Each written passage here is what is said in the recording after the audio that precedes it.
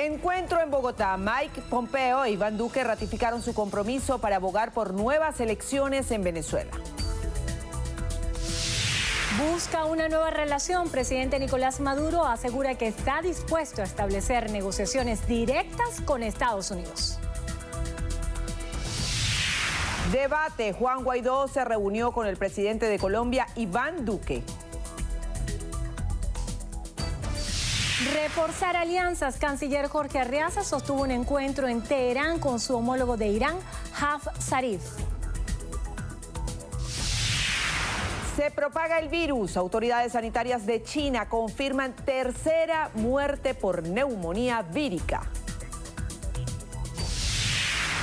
Pica adelante. Cardenales toma ventaja en la serie final del béisbol profesional venezolano.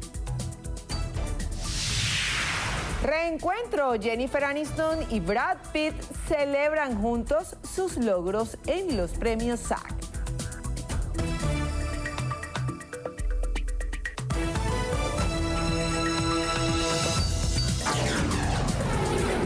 Noticiero Venevisión. Información justa y balanceada.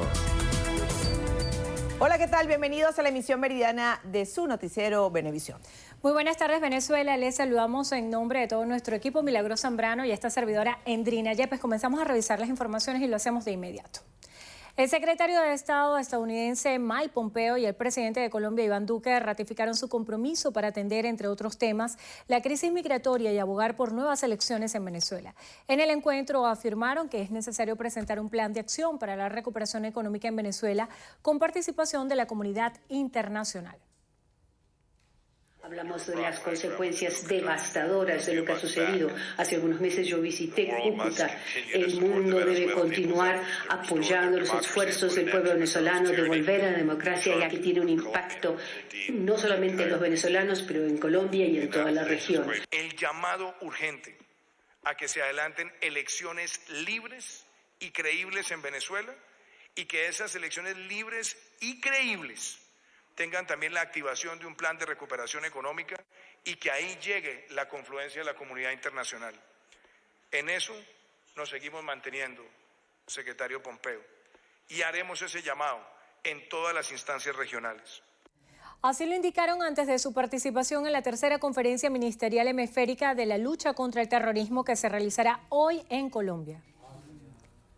El presidente de la República, Nicolás Maduro, aseguró que está dispuesto a establecer negociaciones directas con los Estados Unidos. Durante una entrevista con el diario Washington Post, el mandatario aseguró que en Estados Unidos se ha hecho un relato falso sobre la realidad venezolana que le ha hecho cometer errores en su política hacia Venezuela. Considera que hay respeto y diálogo entre ambos gobiernos. Se puede construir un nuevo tipo de relación. Indicó que si el mandatario norteamericano levantara las sanciones contra el país, las compañías petroleras estadounidenses podrían beneficiarse del petróleo venezolano. El presidente Maduro aseguró que Venezuela está abierta a la inversión estadounidense y lista para recibir todos los inversionistas en el área de petróleo, minería, turismo y telecomunicaciones. Juan Guaidó sostuvo una reunión con el presidente de Colombia, Iván Duque, con el fin de discutir, entre otros temas, la atención a migrantes venezolanos en el vecino país. Guaidó llegó este domingo a Bogotá para participar en la cumbre antiterrorista que se realizará hoy en la capital colombiana y agradeció a Duque la receptividad y apoyo a la lucha del pueblo venezolano. El vicepresidente sectorial de Economía, Tarek El Aissami, aseguró que Venezuela y Cuba reforzarán los lazos de cooperación en 2020 ante las medidas que implemente Estados Unidos. En el marco de la 20ª reunión de la Comisión Intergubernamental del Convenio de Cooperación Integral Cuba-Venezuela, El Aissami señaló que los beneficios del Convenio Integral de Cooperación entre ambas naciones. En materia agroalimentaria, las modalidades de cooperación han transitado por proyectos de investigación y desarrollo dirigidos al incremento productivo y a la creación de las bases para la seguridad agroalimentaria de la nación, capacitando a más de 30.000 personas en prácticas agrícolas y en las diferentes modalidades de siembra urbana, periurbana y comunal. Afirmó que en los proyectos enfocados al sector salud se logró un 100% de cobertura en la atención primaria de los venezolanos. El diputado Juan Pablo Guanipa denunció que en el estado Zulia es uno de los más afectados por la carencia de servicios públicos en el país. Durante un recorrido por el sector San Jacinto de la parroquia Juana de Ávila en la ciudad de Maracaibo, Guanipa lamentó la situación que atraviesan diariamente los venezolanos. La gente está esperando por nosotros, que nosotros tenemos que ser solidarios y que esa solidaridad pasa por revisar las cosas, por luchar por la libertad y por lograr que nuestro país pueda salir hacia adelante, pueda reconstruirse, pueda iniciar un proceso a través del cual rescatemos la alegría de vivir, rescatemos la posibilidad de tener un país con oportunidades de estudio, de trabajo, de emprendimiento. Guanipa reiteró el compromiso de Primero Justicia para mejorar la situación de Venezuela. El canciller de la República, Jorge Arreaza, sostuvo un encuentro en Teherán con su homólogo de Irán, Sahab Zarif, para reforzar las relaciones entre Venezuela y la nación persa. A través de su cuenta en Twitter, la Cancillería venezolana informó que Arreaza arribó este domingo a la República Islámica de Irán y permanecerá 3 días en esa nación. Señaló que su agenda de trabajo incluye una reunión con el presidente Hassan Rouhani con la finalidad de afianzar las alianzas estratégicas. La visita de Arreaza a Irán se produce a continuación de su estancia en China, país al que el canciller calificó como un aliado fundamental para la economía venezolana.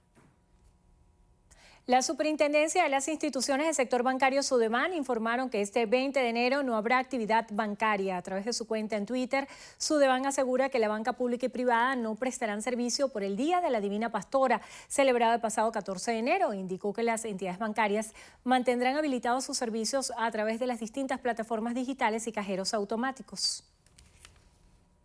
Y en China, autoridades sanitarias confirmaron la tercera muerte registrada en ese país debido al brote de una nueva neumonía vírica, similar al síndrome agudo respiratorio grave, que hasta el momento ha dejado 201 personas contagiadas. Los 3 fallecidos, así como la mayoría de los contagios, se produjeron en Wuhan, ciudad del centro del país, en la que se detectó este coronavirus el mes pasado. Entre los nuevos contagios hay 70 mujeres y 66 hombres, y todos ellos mostraron síntomas de fiebre y fatiga acompañados de tos seca y en muchos casos dificultad para respirar. Se conoció que este brote ha llegado a Pekín con 2 casos bajo tratamiento y a Shenzhen con 1 justo en la frontera con Hong Kong. También se ha confirmado 2 casos en Tailandia, 1 en Japón, otro en Corea del Sur. Las autoridades del país asiático indicaron que aún no se han encontrado la fuente del nuevo tipo de coronavirus, ni se ha logrado comprender del todo su transmisión, por lo que continuarán haciendo seguimiento a la mutación. El pasado viernes, Estados Unidos empezó a someter a controles a los pasajeros que llegan a los aeropuertos de Los Ángeles, San Francisco y Nueva York, que reciben la mayor parte de los vuelos directos con conexiones desde Wuhan. En Paraguay, el gobierno aumentó los refuerzos militares y policiales cerca de las cárceles del país con presencia de internos. El primer comando de la capital considera a la mayor banda brasileña asociada al tráfico de armas y drogas tras la fuga de 75 reos de un penal del norte de la nación, la mayoría de ellos miembros de este grupo criminal. Las autoridades encontraron este domingo un túnel en la cárcel Pedro Juan Caballero, en la frontera con Brasil, aunque no descartan que los prisioneros hayan salido por la puerta principal y con complicidad de los guardias. Según el ministro de Interior, Euclides Acevedo, el túnel habría sido construido como fachada para ocultar la colaboración interna y destacó que el director de la cárcel se encuentra de vacaciones. Se conoció que 5 camionetas en las que se fugaron parte de los reclusos fueron encontradas incineradas en Ponta Pora, en el lado brasileño de la frontera, por lo que se inició un operativo de búsqueda de los sujetos. Ante la situación, fueron arrestados los funcionarios que estaban de guardia durante la fuga y fue destituido el director general del establecimiento penitenciario y de las autoridades de la cárcel. Amigos, momento de hacer nuestra primera pausa. A regreso. Apocalípticas tormentas. Un paisaje de tierra sumerge en oscuridad a varias ciudades. Los detalles se los contamos en breve. No se aparten, ya volvemos.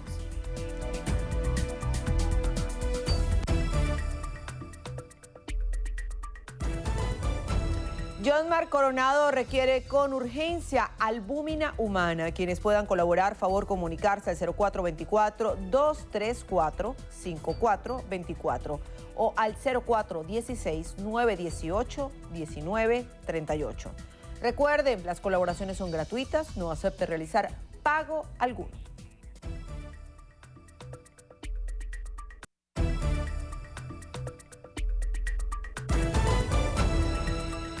Continuamos. El primer vicepresidente del Partido Socialista Unido de Venezuela, Diosdado Cabello, aseguró que cuenta con los votos necesarios para ganar las próximas elecciones. Desde el estado Monagas, Cabello señaló que durante un recorrido casa por casa pudieron constatar que quienes votarían en los comicios parlamentarios. Hoy nosotros hemos visitado, gracias a la RAS, gracias a los jefes y jefas de calle, a los compañeros que están en equipos de trabajo, ya llevamos más de 10.300.000 venezolanos. ¿Qué votan?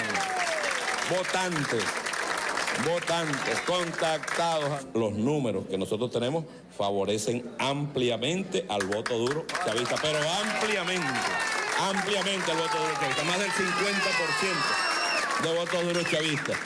Y están luego los votos blandos, pero es la forma de organización de nosotros para garantizar que en las próximas elecciones nosotros podamos ganar las elecciones, ganar todos los diputados.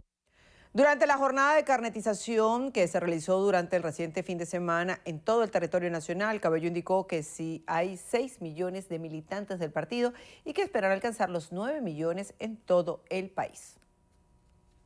El Colegio Nacional de Periodistas denunció que 12 periodistas que cubren la fuente parlamentaria han sido víctimas de agresiones durante las 2 últimas semanas. Manuel Covela nos amplía la información. Sí, buenas tardes. Tiniedo Guía, presidente del Colegio Nacional de Periodistas, además señaló que contabilizaron agresiones a más de 1.000 periodistas durante todo el año 2019. El Colegio Nacional de Periodistas exige respeto a los comunicadores sociales. El CNP reitera su consternación por la manera en que grupos de civiles se sienten envalentonados para agredir a los periodistas que cubren la fuente parlamentaria, por la pasividad con que las fuerzas militares observan impávidas tales ataques.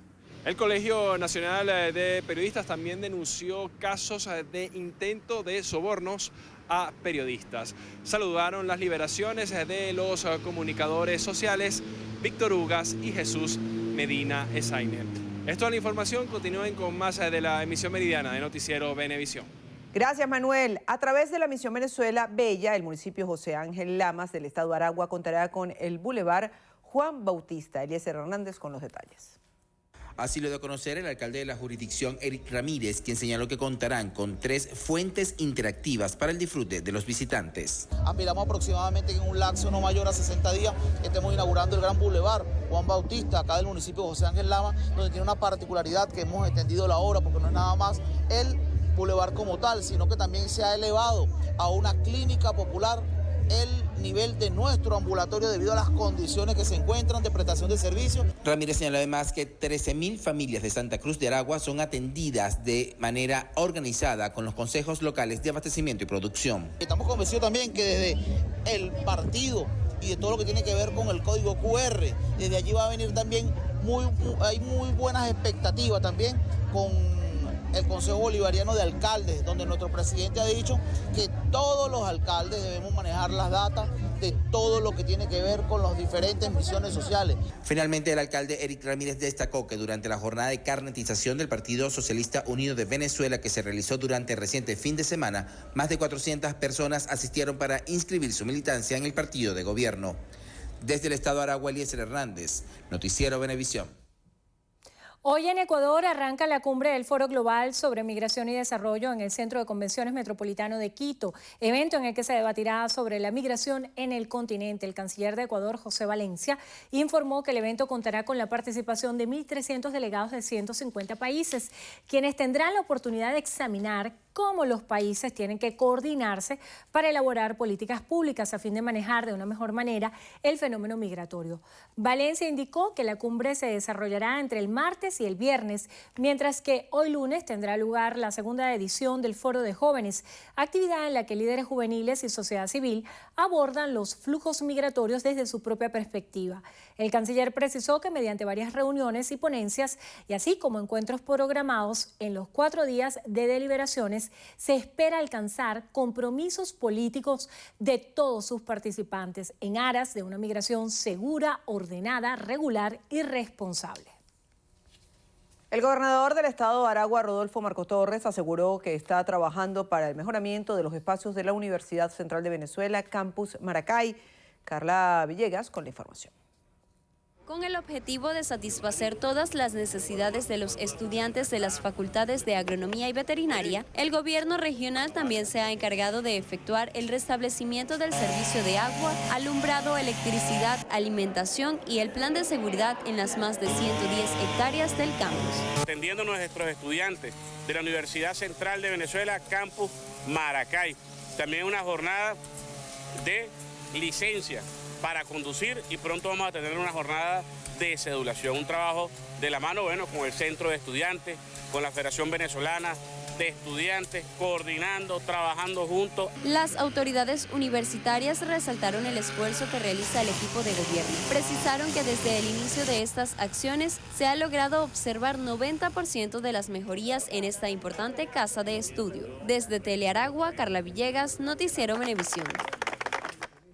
El director del CICPC, Douglas Rico, informó sobre la detención de 5 mujeres, entre estas 2 funcionarias del SAIME, por la venta de pasaportes. Diana Martínez con la información. Adelante. Buenas tardes, Diana. Muy buenas tardes, gracias por el contacto. El director del Cuerpo de Investigaciones Científicas, Penales y Criminalísticas, Douglas Rico, señaló que la División de Delitos Informáticos indicó que estas mujeres cobraban por estos trámites en moneda extranjera y quienes les contactaban en muchas ocasiones eran estafados. A través de mensajes de WhatsApp, que un grupo de mujeres se dedicaban a la venta ilícita de pasaportes, a trámites a través del SAIME. Tipos de trámites que realizaban ellas era solicitud de pasaporte, recuperación de usuarios, anulación de pasaportes, solicitud de citas, solicitud de prórroga, cierre de trámites, y todo ello lo hacían con el fin de obtener un beneficio económico. Rico además indicó que gracias al apoyo de la ciudadanía pudo resolverse el rapto de una menor de edad ocurrido hace unos días en Parque Carabobo. La niña está en puerta del Consejo de Protección del Niño. Afortunadamente, debo agradecer a todo el trabajo que hicieron todos los medios de comunicación a través de las redes, todos los amigos y los desconocidos que son colaboradores con la institución. Una vez que publicamos el retrato hablado y la foto de esta ciudadana, ella se presentó ante la presión que existía en los medios de comunicación por la subdelegación o delegación de Guarena. Esta es la información que podemos brindarles por los momentos. Continúen con más de Noticiero Venevisión. Gracias, Diana. Momento de hacer una nueva pausa. A regreso. Disturbios anticorrupción. Solo este fin de semana se registraron más de 500 heridos en protestas inéditas en Oriente Medio. Más detalles al regreso.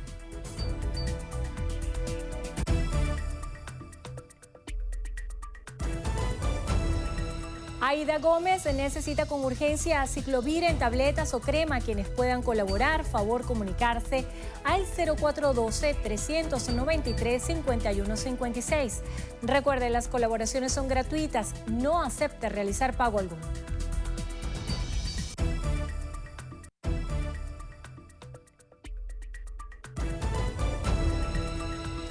Una caravana migrante conformada por unas 60 personas, a la mayoría de ellos hombres jóvenes, partió este lunes de la capital de El Salvador rumbo a Estados Unidos. Estas personas se concentraron desde la madrugada en una plaza en El Salvador y pretenden sumarse a la caravana de hondureños que partió la semana pasada y que ya se encuentra en la frontera entre Guatemala y México. Esta es la primera caravana que intenta salir del país en 2020 y durante la administración de Nayib Bukele, quien se ha comprometido con frenar la migración irregular y ha estrechado estrechado lazos con Estados Unidos. Por otro lado, los cerca de 5.000 migrantes que ya han arribado al cruce con México aseguraron que no son criminales, sino trabajadores internacionales, por lo que rechazan la militarización de la frontera sur. En octubre de 2018, miles de migrantes entraron a México para huir de la pobreza y la violencia a fin de llegar a territorio estadounidense, lo que provocó tensiones entre el gobierno mexicano y el estadounidense.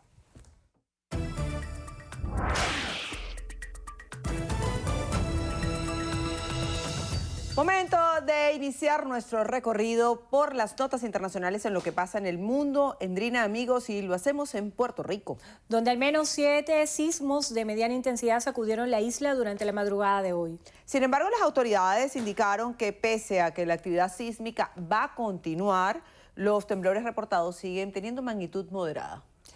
El movimiento telúrico de mayor magnitud fue de 4.6 y se registró a las 5:36 de la mañana, hora local, y pudo ser sentido en toda la isla, especialmente en la zona suroeste.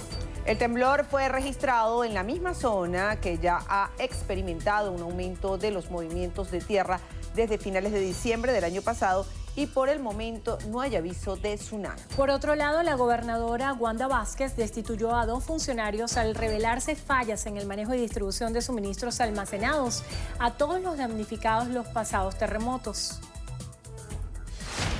En China, una persona murió y otras 2 resultaron levemente heridas tras un sismo de magnitud 6,4 registrado en la región de Xinjiang, al noreste del país. Las autoridades informaron que el movimiento telúrico se produjo la noche de este domingo y tuvo su epicentro a 16 kilómetros de profundidad en una zona cercana a las fronteras con Kirguistán y Tayikistán. Hasta el momento, más de 4.800 personas han sido evacuadas. En Australia, fuertes lluvias cayeron este lunes, generando un leve alivio en algunas de las zonas devastadas por las llamas tras los voraces incendios forestales registrados desde el pasado mes de septiembre, lo que ha generado que las condiciones atmosféricas hayan cambiado. En Canberra, capital del país, impresionante granizo del tamaño de pelotas de tenis causaron daños en vehículos y árboles. El siniestro ambiental amenaza el futuro de 327 especies protegidas de animales y plantas, luego que los fuegos arrasaran hasta 80% de sus hábitats. Y también en Australia, una gigantesca tormenta de polvo atravesó el sureste del país. Los fuertes vientos y ráfagas de hasta 94 y 107 kilómetros por hora, producidos por tormentas eléctricas en el centro de Nueva Gales del Sur, uno de los estados más afectados por incendios forestales, provocaron este domingo grandes levantamientos de polvo que llegaron a oscurecer algunas ciudades y pueblos de la zona. El impresionante fenómeno fue compartido por habitantes en las redes sociales. En Líbano, el presidente Michel Aoun convocó una reunión para discutir mejoras de seguridad, así como las medidas a tomar para preservar la estabilidad y la calma tras los choques violentos del fin de semana en el centro de Beirut, donde 546 personas, entre manifestantes y miembros de las fuerzas de orden, resultaron heridas. Esta situación fue la más grave desde el inicio, el pasado 17 de octubre, de una protesta que denuncia al Ejecutivo por presuntos hechos de corrupción con repercusiones de una crisis económica aguda. En Canadá, la directora financiera de Huawei, Meng Wanzhou, comparecerá este lunes ante un tribunal de Vancouver para luchar contra su posible extradición a Estados Unidos. La ejecutiva es acusada por autoridades estadounidenses de fraude y de eludir las sanciones contra Irán. Para evitar su traslado, la defensa debe convencer a un juez que los cargos basados en las medidas tomadas contra el país persa no serían procesables en Canadá y que están esencialmente motivadas políticamente. Y cerramos en Bolivia, donde el expresidente Evo Morales anunció el binomio presidencial que apoyará a su partido MAS en los comicios del próximo 3 de mayo. Se trata del exministro de Economía Luis Arce, quien será el candidato a la presidencia, y el ex canciller David Choquehuanca, quien será su compañero de fórmula. El anuncio fue hecho por Morales en una rueda de prensa en Buenos Aires, donde se encuentra asilado desde hace más de un mes. Una nueva empresa holandesa está mostrando una máscara de contaminación del aire que, según afirma, puede detectar partículas de polvo, mostrar niveles de contaminación en tiempo real y mapear rutas de senderismo más limpias. Miguel Ángel Rivera, de La Voz de América, nos cuenta más. Una nueva empresa holandesa está luchando contra la contaminación del aire con la máscara de contaminación del aire de próxima generación, que dice que podrá detectar partículas de polvo, alertar a los usuarios sobre los niveles de contaminación en tiempo real y finalmente trazar una ruta de ciclismo o caminata que tenga niveles de aire menos contaminados. El director ejecutivo de AirBliss Plus, Adel Arig, dijo que estaba muy emocionado de tener un producto que no será como cualquier otra máscara. El obstáculo número uno cuando usas una máscara es la comodidad. En realidad siempre te sientes un poco sofocado y el aire que estás respirando es demasiado cálido y húmedo. Luego hemos desarrollado nuestro propio ventilador que hace todo el trabajo pesado para ti. Puede tener el filtro de calidad superior y no necesita forzar los pulmones. Y cuando expulsa el aire lleno de calor, humedad y CO2, se expulsa fácilmente de la máscara. La Organización Mundial de la Salud estima que 4,6 millones de personas mueren cada año en todo el mundo por causas directamente atribuibles a la contaminación del aire. Entre los muchos mercados que pretende apuntar se encuentran ciudades altamente contaminadas en Asia, Medio Oriente y California. AirBliss Plus planea lanzar un Kickstarter en el verano de 2020 para que pueda lanzar una línea de consumo a finales de año. Miguel Ángel Rivera, Voz de América. Amigos, momento de una nueva pausa. Al regreso, rompe el silencio. Príncipe Harry pide que escuchen su verdad tras abandonar a la familia real. Los detalles en minutos con Nieves Soltero.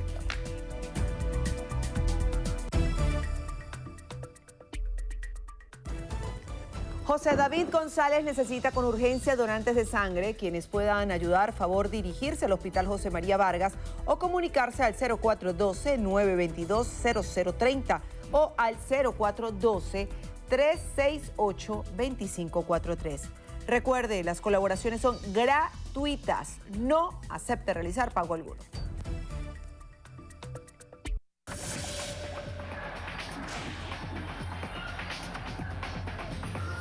Hola amigos, iniciamos los deportes con béisbol profesional venezolano porque en un juego que estuvo con pronóstico reservado hasta el octavo episodio, Cardenales de Lara derrotó a Caribes de Anzoátegui 6-2, apoyados en la producción ofensiva de Jordanis Linares, quien remolcó 3 de la media docena de rayitas de los Pájaros Rojos.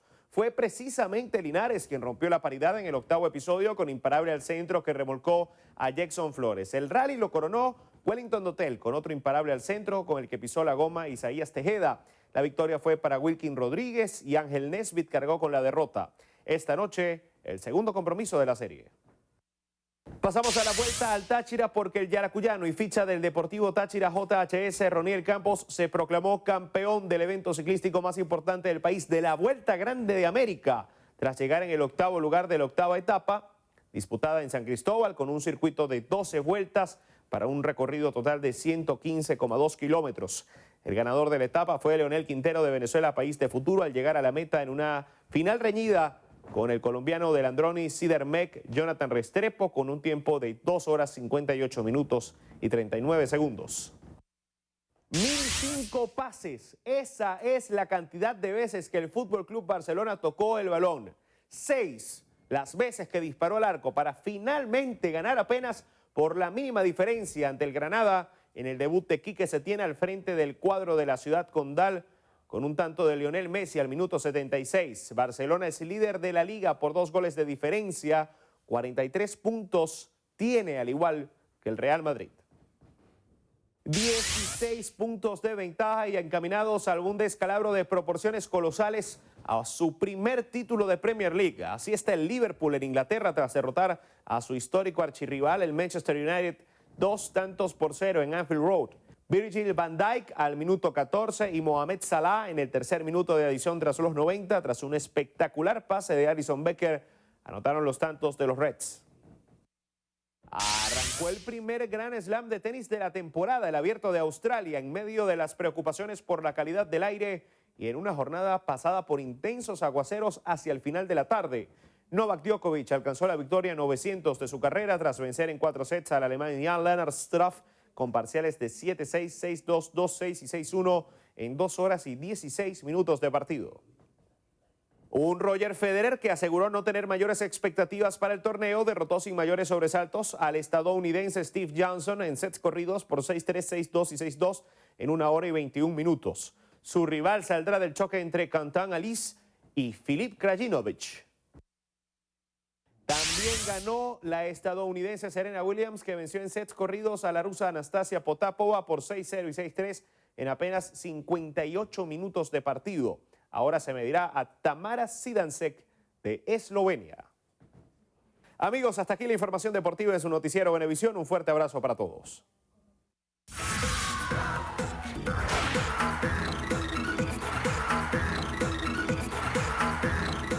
Venezuela, comenzamos nuestro recorrido en Estrenos y Estrellas, hablando de un momento que muchos no imaginaban, y es que durante los SAG Awards, Jennifer Aniston y Brad Pitt ganaron en sus respectivas categorías y celebraron este logro juntos, compartiendo un íntimo momento detrás de escena.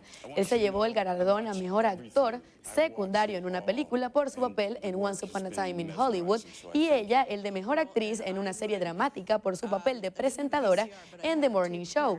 La foto más esperada no llegó en la alfombra roja ni en el patio de butacas, tampoco sobre el escenario. Fue más informal, en el backstage, y dejó ver a la emoción y la ilusión de cada uno de los miembros de esta expareja, porque al otro le fue bien, lo que ha enternecido a todo el mundo, igual que las imágenes en las que Pitt se queda tras bambalinas para escuchar con una sonrisa pintada en la cara el discurso de su ex esposa.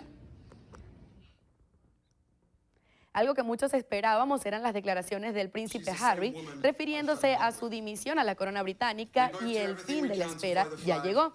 Él afirma que quiere que escuchen la verdad de su boca, esto durante un evento en Londres, donde el duque de Sussex defendió a su esposa Meghan Markle y aseguró que no tuvo otra opción.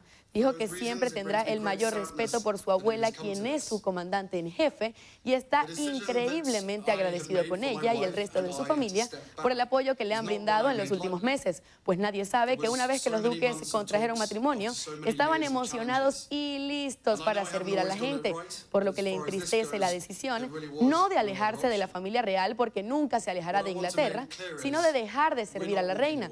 Expresó que no quiere que la presión mediática acabe con su matrimonio y su felicidad, como lo hizo ya una vez hace 23 años con la muerte de su madre, Lady Di. I've accepted this, knowing that it doesn't change who I am or how committed I am. But I hope that helps you understand what it had come to, that I would step my family back. Y con esto finalizamos esta subsección Estrenos y Estrellas, amigos. Yo soy Nieves Soteldo y la invitación a que continúen con más de su noticiero Venevisión. Muchísimas gracias, Nieves. Y al regreso en la entrevista a Venevisión, Endrina estará conversando con Luis Vicente León, director de Data Análisis. Ya venimos. Entrevista Venevisión. Líder en opinión. Por tu canal independiente, Venevisión. Muchísimas gracias por acompañarnos, como siempre, en Entrevista Venevisión. Iniciamos este ciclo de entrevistas y el segmento de opinión de nuestro noticiero el 20 de enero de 2020 y tenemos un invitado especial para hacerlo. Él es Luis Vicente León, presidente de Data Análisis, profesor de la Universidad Católica Andrés Bello y en el IESA, también articulista. Gracias por acompañarnos en Entrevista Encantado Venevisión. Siempre. Es muy interesante comenzar a analizar lo que ha sucedido en estos 20 días de lo que va de año. Ha habido mucha información y distintos temas que se vuelven complejos, como por ejemplo lo que sucedió en la Asamblea Nacional y qué interpretación tiene eso para la política venidera de este año, cuando se estima es un año electoral y se pudieran anticipar las elecciones parlamentarias. Bueno, mira, yo creo que tenemos un conflicto de poderes que ya tiene un año y pico, tiene mucho tiempo, pero que se intensifica recientemente en el año 2019 entre el Ejecutivo y el Legislativo. Y ese conflicto de poderes que representa obviamente la oposición y el gobierno va, digamos, caminando en sus batallas, en esa guerra, va teniendo muchísimas batallas, y una de las batallas importantes ocurrió primero el año pasado, al principio de año, con todo el proceso de la Asamblea, la oposición nombrando a su representante, la comunidad internacional dividida, una parte muy importante reconociendo a una persona como presidente, desconociendo a Maduro, etcétera, y al revés, una parte de la comunidad diciendo que la oposición estaba autonombrada. O sea, era todo un conflicto que dura todo el año 19, una batalla en la cual, por cierto, al principio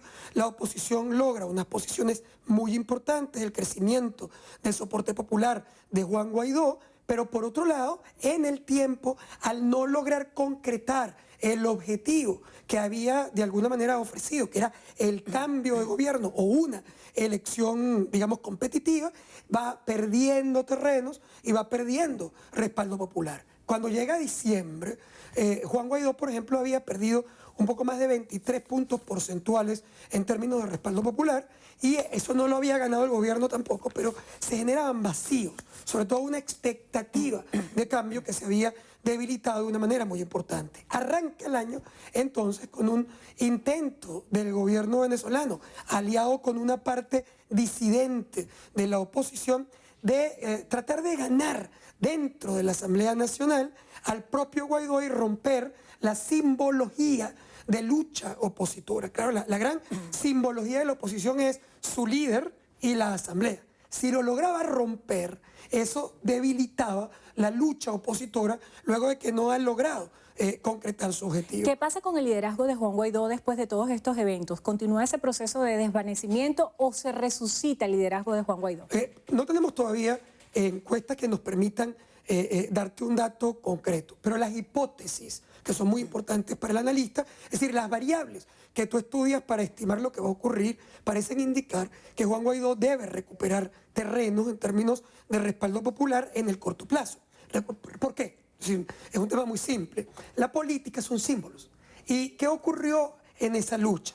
A pesar de que el gobierno toma el hemiciclo y nombra una junta directiva, esa junta directiva fue nombrada en un acto que no era un acto transparente. Yo supongo que el gobierno quería en realidad tener los votos suficientes para, con Juan Guaidó dentro de la Asamblea, defenestrar al directorio. Eso es lo que buscaba, pero no lo logra. No tiene los votos suficientes, probablemente dentro la oposición tampoco entra al hemiciclo porque no están dejando entrar sus diputados suplentes. El evento se convierte en toda una cosa muy rara y eso genera una imagen terriblemente negativa sobre ese directorio nombrado de esa manera. Desde lo simbólico, ¿quién gana entonces en la Asamblea Nacional? Gana Guaidó y gana la oposición esa batalla simbólica. ¿Por qué? Porque aparece como una mayoría que el gobierno intenta, digamos, destruir sin tener la votación real. Pero incluso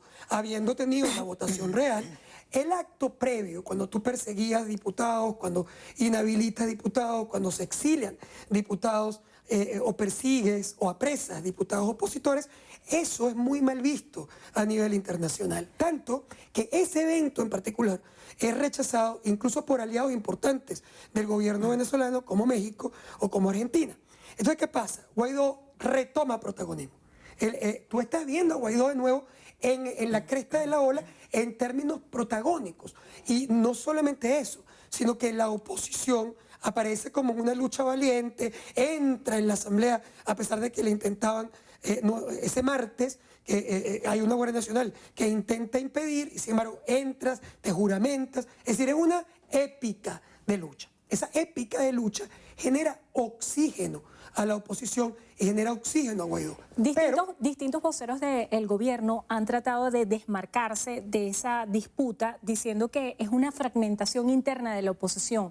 ¿Piensa usted que esto la gente lo interpreta de esa forma, como una fragmentación de la oposición, una oposición disidente que está encabezada por la nueva directiva de la Asamblea Nacional versus la directiva de Juan Guaidó? A ver, obviamente hay una fractura en la oposición, además es evidente. Es decir, el hecho de que tú tengas unos diputados que votaron con el PSUV, incluso que son capaces de tener un diputado que acepta ser presidente de la Asamblea proveniendo de la oposición, es una marca tú luego puedes decir que es un tránsfuga, que se mudó de la oposición al gobierno, que hizo lo que tú quieras, pero al final es una fractura. Es una fractura de la oposición. Por supuesto, el gobierno va a intentar mostrar esa fractura como la razón de todos estos eventos que estamos viendo. Pero en realidad, para la mayoría de la población, eso es un acto que está cuadrado, que está presionado por el gobierno para destruir a su adversario o a su enemigo. Es decir, es muy difícil que alguien crea que lo que ocurrió ahí es realmente el resultado de una fractura opositora. En el pasado sí. Por ejemplo, en el pasado, algunas derrotas electorales de la oposición, el gobierno logró presentarlas, y porque además era verdad, fueron resultado de una fractura opositora. Pero este evento no. Ahora, lo que sí es verdad, que para mí es muy importante, es que este resurgimiento del protagonismo y la subida de la conexión popular de Guaidó es efímero. Es decir, es algo que tiene un tiempo finito y corto, que tú tienes que convertir, es decir, Guaidó y la oposición lo tiene que capitalizar y lo tiene que convertir en una acción que produzca realmente algo concreto que perciba la población, va a conducir a un cambio, a una elección real, a una elección competitiva. Porque de lo contrario, fíjate lo que ocurre en el tiempo. Lo que ocurre en el tiempo es que Guaidó, luego de toda su lucha y de toda esa valentía, etcétera, ¿qué termina teniendo? Lo mismo que tenía antes. Y cuando regresamos al sábado antes de esos eventos, Guaidó tenía problemas de conexión popular. ¿Por qué? Porque el resultado no estaba ahí. Al líder lo van a evaluar por resultados.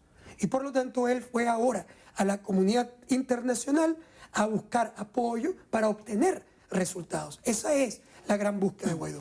Desde el punto de vista de desafíos para la oposición, ahora viene el tema electoral.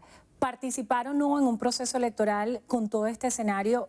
¿Qué piensa usted en qué puede desencadenar? Y no se puede esto extrapolar a lo que sucedió en 2005 cuando una parte de la oposición decidió abstenerse y no participar, y esto representó una hegemonía del gobierno en el Parlamento. Tú has tocado el tema central. El gobierno intentó una primera fractura, se llevó un pedacito, generó la confusión, pero ahora viene la segunda etapa, que también el gobierno juega. El gobierno viene ahora a tratar de fracturar a la oposición que quedó amalgamada alrededor de la lucha en contra de lo que Maduro hizo. Esa lucha va a producirse alrededor de la elección parlamentaria. El gobierno va a convocar la elección parlamentaria porque sabe que fractura internamente a la oposición. ¿En dónde estamos y hacia dónde vamos? Yo creo que vamos primero a una elección parlamentaria, con o sin la anuencia de la oposición institucional. Creo que la oposición sale al mercado internacional a buscar apoyo, o, número uno, para tratar de buscar condiciones que le permitan participar en esa elección parlamentaria y tener la fuerza para defender sus votos y convencer a la gente que vote, o, al revés, va para buscar ayuda internacional que amplifique el ataque internacional y el aislamiento contra el gobierno, o incluso que busque que le ayuden de una manera mucho más rotunda en contra de Maduro. ¿Esos son los objetivos, según usted piensa, está establecida este nuevo periplo internacional de Juan Guaidó? Creo que esas son las búsquedas. Tengo muchas interrogantes sobre qué puede conseguir. Si aceleran las sanciones, ¿realmente va a tener resultados distintos? No lo creo. ¿Puede buscar realmente Guaidó o conseguir Guaidó que la comunidad internacional actúe militarmente para ayudarlo en Venezuela? No lo creo. ¿Puede Guaidó convencer a la comunidad internacional de que vale la pena participar con Maduro en poder? Ese sería las grandes interrogantes que tenemos y donde él tiene que jugar un papel muy importante. ¿Cuáles serían los escenarios en el caso de que la oposición decida no participar en el escenario de hoy? Mira, yo ni siquiera puedo recomendar a la oposición, primero no es mi rol, pero si lo fuera, no le puedo recomendar participar o no participar. Yo tengo mi posición y la he manifestado 1000 veces, y creo que siempre el proceso electoral le da muchas más oportunidades de lucha, incluso cuando no son elecciones competitivas, te da muchas más oportunidades de lucha, como pasó con Fujimori en Perú, como pasó con Evo Morales en Bolivia, controlando las instituciones e intentando hacer fraude, no pudieron controlar a las grandes mayorías. Pero en este momento, ni siquiera eso es lo relevante. La oposición tiene el reto de participar unida, no importa cuál sea su decisión, ir o no ir. La decisión relevante es ir unida, porque si la oposición se fractura y una parte participa y la otra parte se abstiene, no va a ganar ni las elecciones ni el mensaje de abstención. Sería su peor escenario. El reto de Guaidó es mantener a la oposición institucional unida, mientras el reto de Maduro es fracturarla para evitar que un país que mayoritariamente quiere cambio no se pueda expresar. Lo económico para el 2020, León, estamos viendo que hay una dolarización de facto, vemos también en paralelo las burbujas de las economías de bodegones. ¿Cuál es la lectura que le da en lo cotidiano? ¿Qué va a pasar en lo económico en el 2020? Mira, la economía ha tenido un pedazo que busca su ruta sola, evadiendo al mismo gobierno y aprovechando que la crisis y la sanción, el aislamiento, hizo que el gobierno perdiera su capacidad de control sobre la economía. El gobierno venezolano ya no puede controlar al sector privado como lo controlaba en el pasado. No tiene dólares para entregarle, por lo tanto no le puede decir, no te entrego dólares si no haces X, Y o Z, porque él no tiene dólares. Tampoco puede competir con él importando, porque no tiene bancos corresponsales, está sancionado. Por lo tanto, el sector privado se ha convertido paradójicamente en el único sector que puede ayudar incluso al gobierno, sin querer, pero ayudar al gobierno a sostener abastecimientos en algunos segmentos de la población, con sus dólares y con sus negocios. Y el gobierno se ha hecho un poco la vista gorda y de facto permitió la apertura. Hoy hay transacciones cambiarias y una masificación del uso de los dólares, los euros, el oro, los pesos colombianos en el mercado. Hay una apertura de precios. El sector privado vende al precio que considera adecuado para reponer sus costos. ¿De dónde surgen los dólares que están en la economía circulante? Porque a veces tú te preguntas cómo está funcionando la economía así, donde cualquier cosa está dolarizada. Porque por primera vez en muchísimos años, la mayoría de los dólares que entran en Venezuela no son petroleros, son no petroleros. Este es un país que tiene petróleo, pero ya no es petrolero. Los dólares que tú estás viendo vienen de remesas de los venezolanos en el exterior, de repatriación de los ahorros de los venezolanos que viven aquí, pero que tienen sus ahorros desde los años 80 en el exterior y que los están trayendo para sobrevivir. Del oro, legal o ilegal, del contrabando de extracción en frontera, de las operaciones de exportación no tradicionales, ron, cacao, camarones, cangrejos, pero también básicamente de las operaciones negras que también encuentran en Venezuela algunos caminos fáciles para entrar, como el caso del narcotráfico y el narcolavado, que sin duda también es un factor que coloca divisas en el mercado. Ese proceso completo se estima que entró a Venezuela más de 12.000 millones de dólares en todas esas transacciones, más de 12.000 millones de dólares en el año 19, y se está estimando que solo en remesas y repatriación pudiéramos estar recibiendo en el año 2020 más de 5.000 millones de dólares este año. Muchísimas gracias por estar con nosotros hoy en Entrevista a Venevisión. Luis Vicente León, presidente de Data Análisis, profesor de la Universidad Católica Andrés Bello y del IESA, también articulista. Gracias por estar con nosotros hoy en Entrevista a Venevisión. Y gracias a ustedes también, que tengan todos muy feliz tarde.